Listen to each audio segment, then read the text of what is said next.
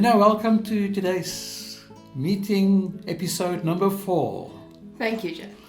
Great to have you here, and I'm looking forward today to tackle a very important aspect of why am I stressed. But I think it's just important for us just to, if you can summarize it up for us, what we've been talking about in the previous episode, and just to create a link with today's topic. Will be my pleasure. We all face stress. The way we face our stress and experience our stress differs from person to person. We experience stress uniquely. Yeah. Yes. Things that might stress me out might not faze you at all. Or may excite me. It might excite you. Exactly. Yeah, it does. Exactly. Yeah. But it is important to remember that prolonged, unattended stress is extremely harmful Yes. to our mental and physical well-being. And therefore it is important that we know Yes. what triggers stress in us. Because your triggers and my triggers are not the same. Not the same. And Not the same. so are we going to tackle this today also? We are into depth? going to. We are going Okay. to. I just want to make a comment on this, your triggers and my triggers. I think one of the important things that we sometimes forget, in our own little worlds, is that everybody's triggers need validation. So it is important that we also acknowledge our own triggers as being triggers, but also leave room for somebody else's triggers Yes. to be their triggers. The ability to stand in their shoes, to know where they come from and why they behave in that Yes. way, why they Yes. freak out in that way, Yes. for instance. Yeah. Yes.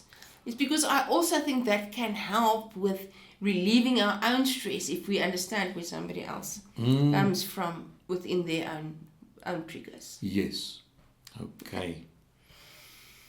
If we look at stressors in general, we can divide them into 2 groups. Okay. We have internal stresses and we have external stresses. Okay. Right. All right. So we're going to first talk about internal. We're going to talk about the Okay. internal stresses Right. first.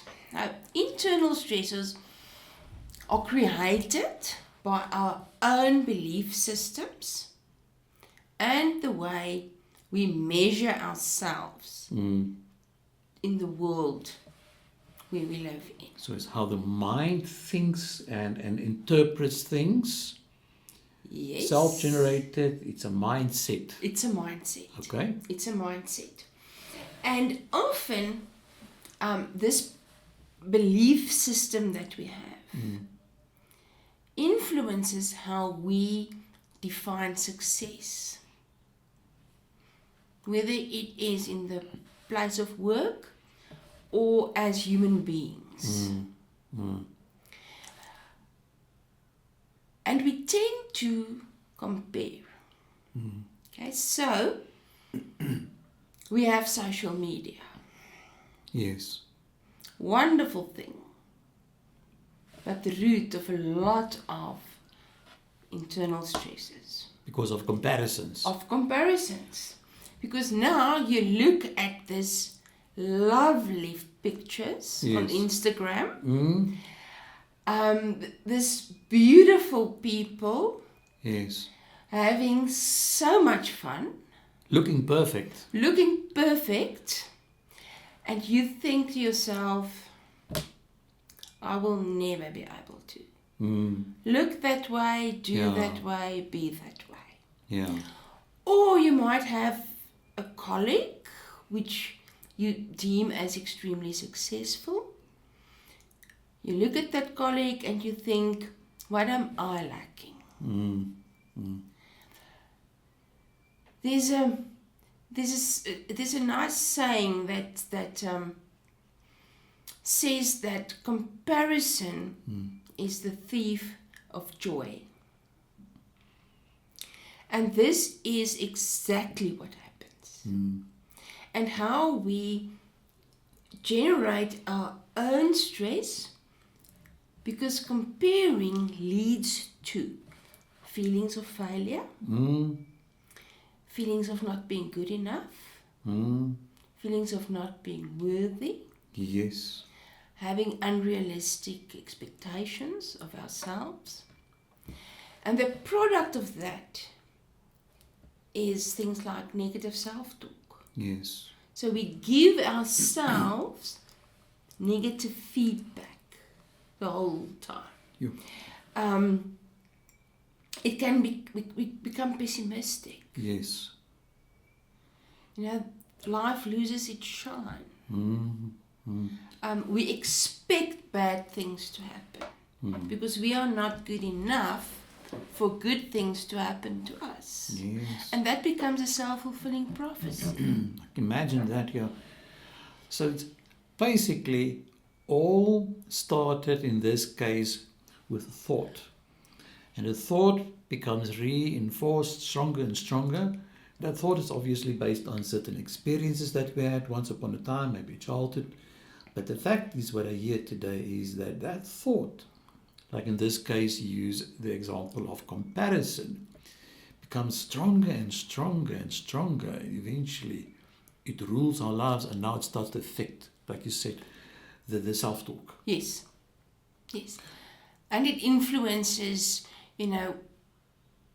our whole outlook on life and what we expect. I can imagine that, yeah, how it will really just even have the ability to ruin our lives in the workplace when someone gets a promotion and I don't get a promotion, or someone is wearing a certain brand, and especially the younger generation, but it can also happen with more the adults as well, that we can fall into this comparison trap. Absolutely. So that's internal stresses. That's internal stresses. Let's talk about external stressors, the things around us. Yes. That would be things outside of ourselves, Yes. which we perceive as threats. Okay. So I want to take the COVID-19 pandemic as an example. Yeah, relevant example. Yeah, it Yes. was something we all experienced in some way or the other. COVID-19, first of all, created a fear in ourselves to become ill. Because we were bombarded with footage of people on ventilators, people dying. We lost family and friends. Yeah. We saw people lying outside hospitals on makeshift mattresses because there were no place in the hospital for them. So our own health was threatened. Our own lives was actually threatened in the process. Then some of us had, high-risk loved ones, maybe elderly parents, even staying with us in the house, and we had the fear of making them ill. So it's not only me getting ill, but me passing the virus. Yes. And maybe causing that person to die.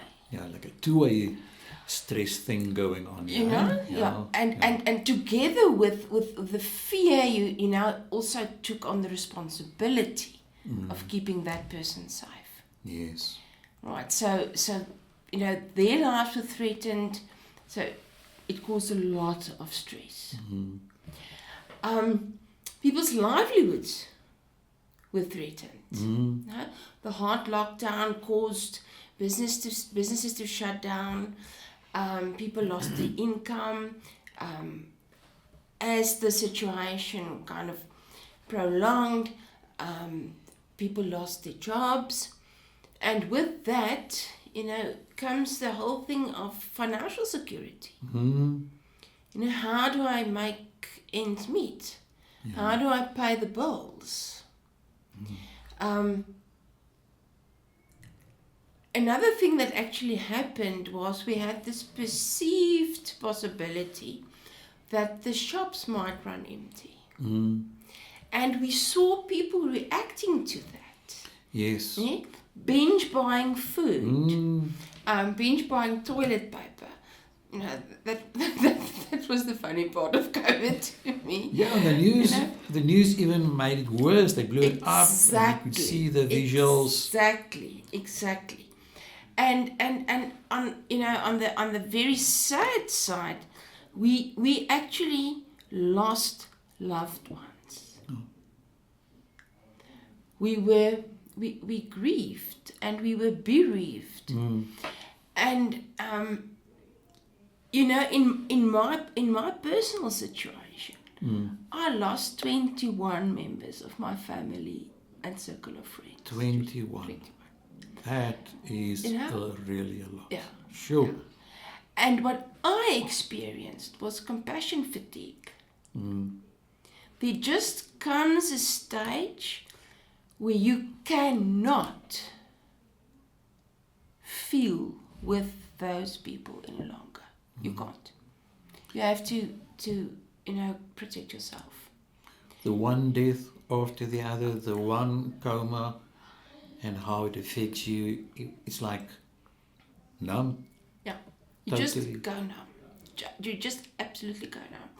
And it took me quite a while after the pandemic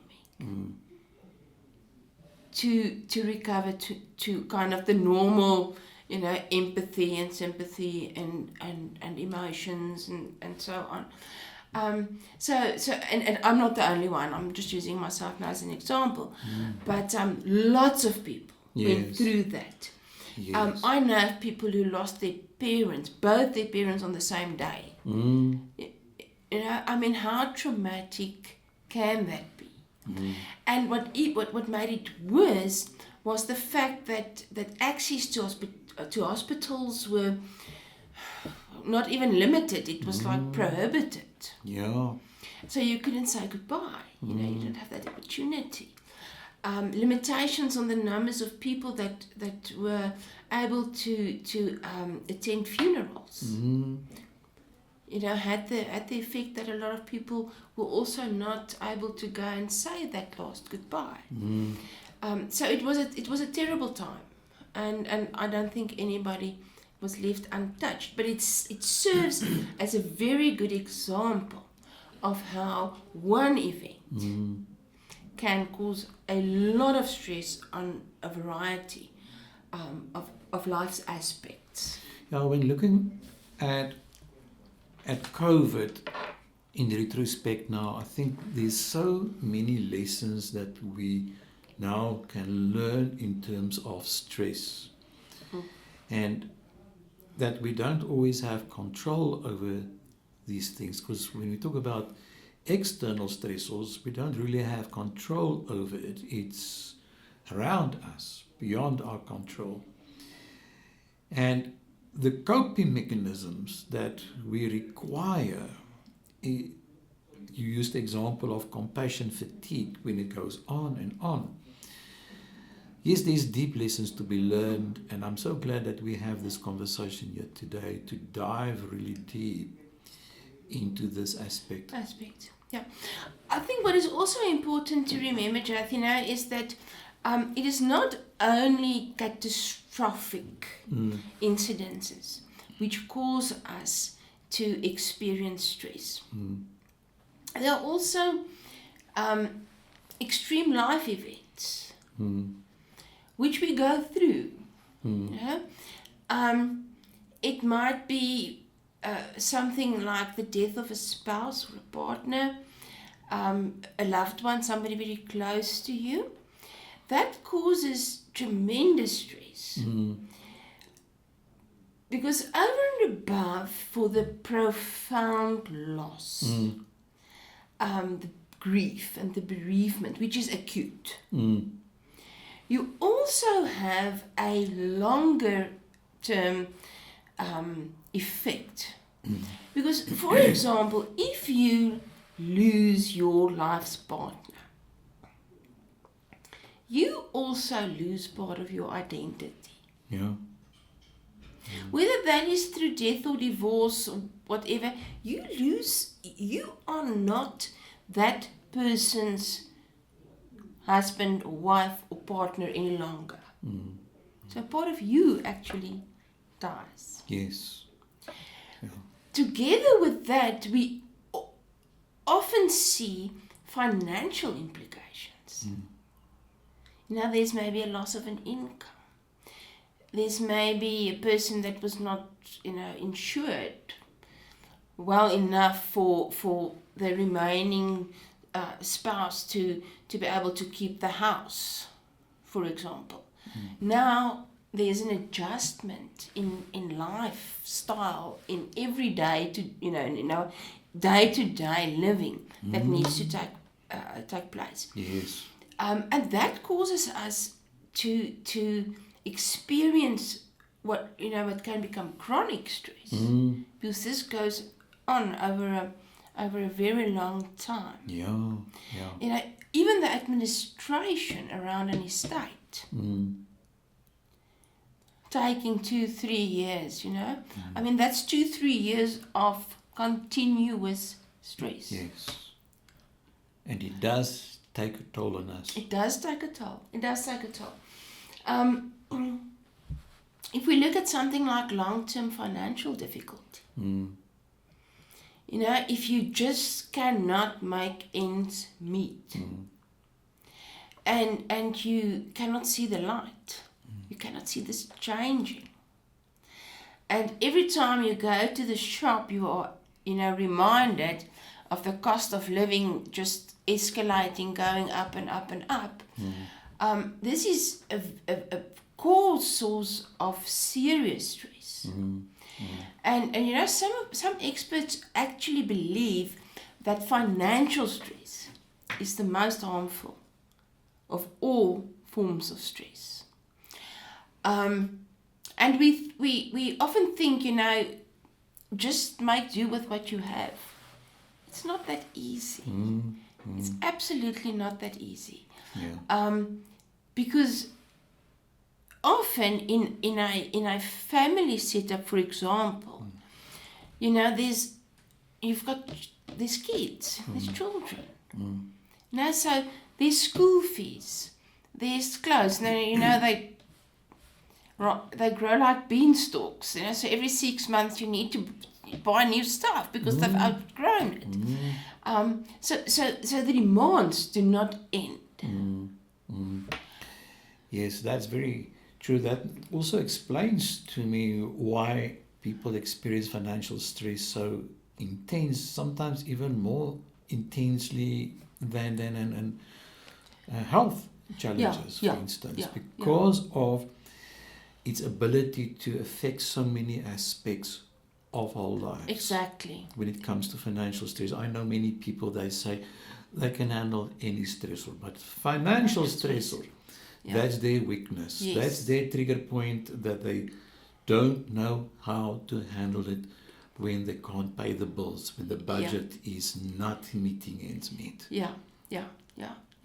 And that is actually why, if we look at that list of extreme life events, losing a job is right up there, because it triggers, all these ripple effects that we have.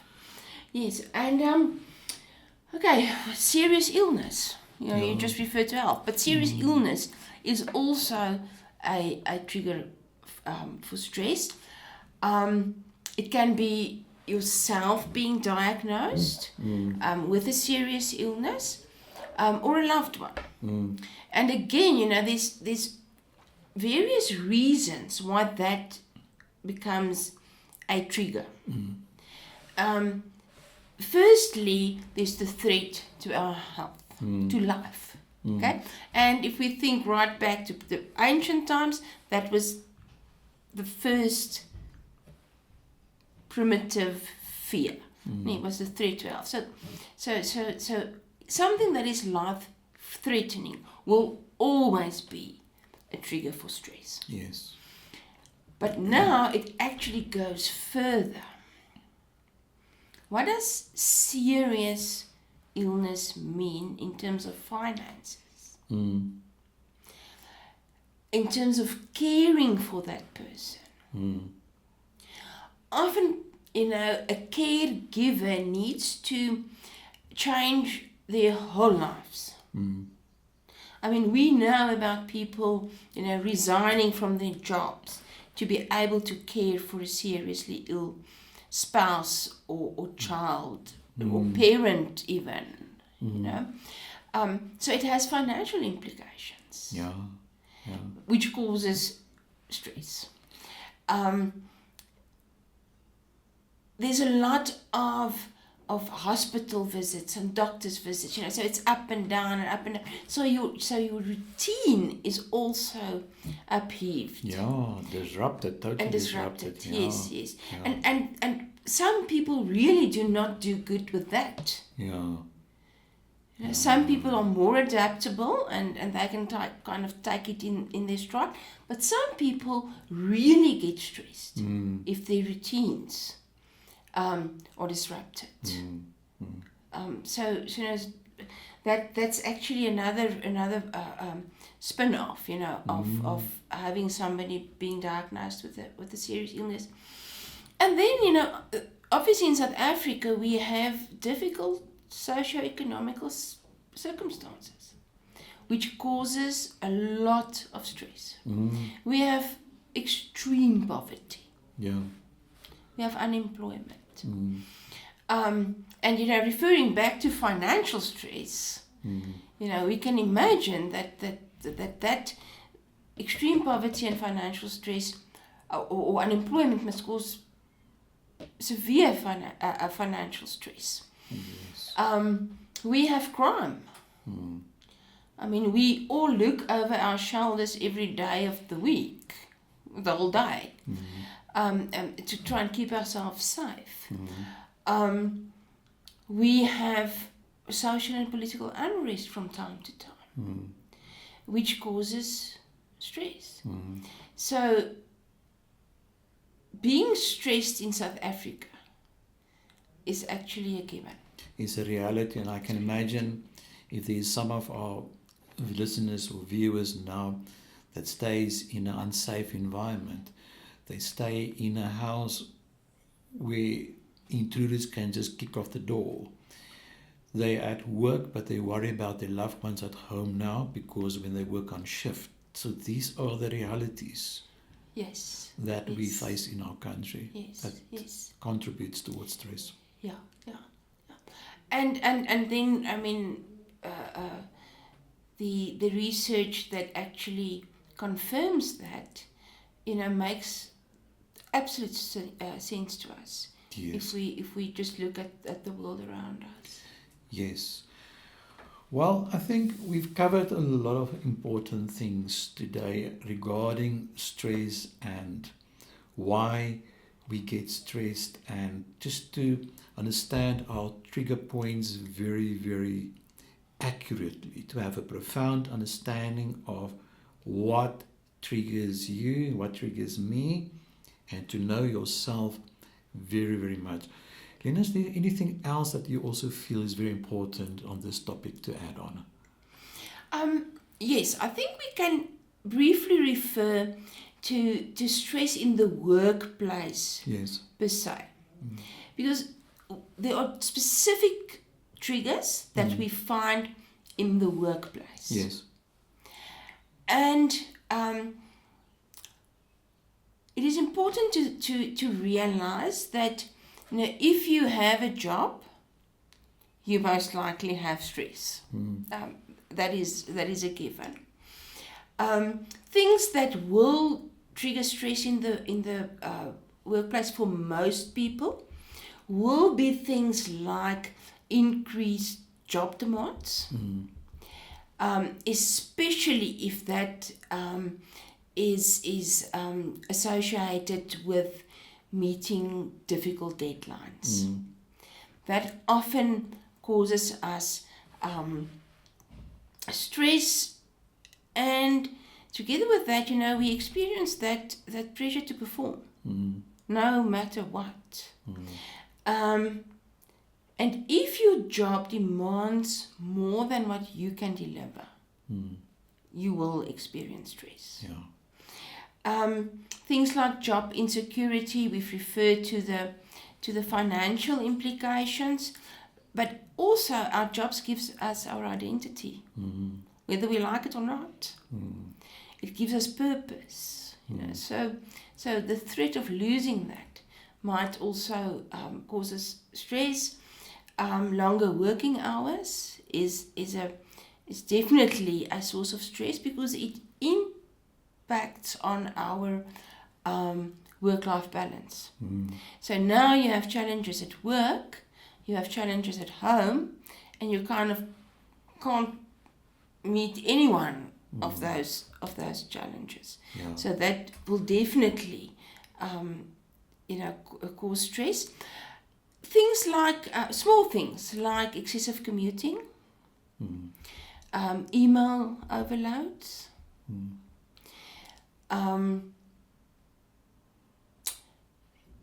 negative relationships with colleagues. If there's a difficult colleague or an strained relationship that you have with colleague. Yes. Can imagine, Yes. Or if you have an uncaring manager. Those are all things that will add to stress specifically stress in the workplace. And then what is important, I think, just in conclusion to say, is that we do not keep our stresses apart. It's, lots of people say they do. I leave my home at home and I leave my work at work. Doesn't happen. Nope, it doesn't work. It doesn't work that way. So it is important also to communicate. To communicate with your loved ones that you are experiencing a difficult time at work. And not just to, act out. And they don't know. To make them aware. Yes, make them aware you are having difficulty. Sometimes people feel that it's not professional to discuss their personal stuff at work, which is good and fine, but it's also important that somebody somewhere in the workplace just know that you are having a difficult time. Maybe need a bit of space. Yes. I do think that's important because we cannot separate it. The communication about that we are struggling is important. It can help others to understand what we are going through. One thing that stands out for me this session, Helena, is that our listeners and viewers must become aware that, for instance, when we talk about work stress, it impacts other areas of stress. So when we look at stress and the triggers of stress, is for every person to be aware of their package. It's like a bundle of, it's like you've got a bag here with many things inside of the bag, and each one is a stressor, but it's one bag. Absolutely. And thank you for coming in today to the studio to make us aware of all of these many facets that plays a role in when we carry this bag. And I'm looking forward in our next episode how we can look at ways to alleviate this weight that people experience in their lives. But thanks once again for being here today. Thank you for having me. Thank you.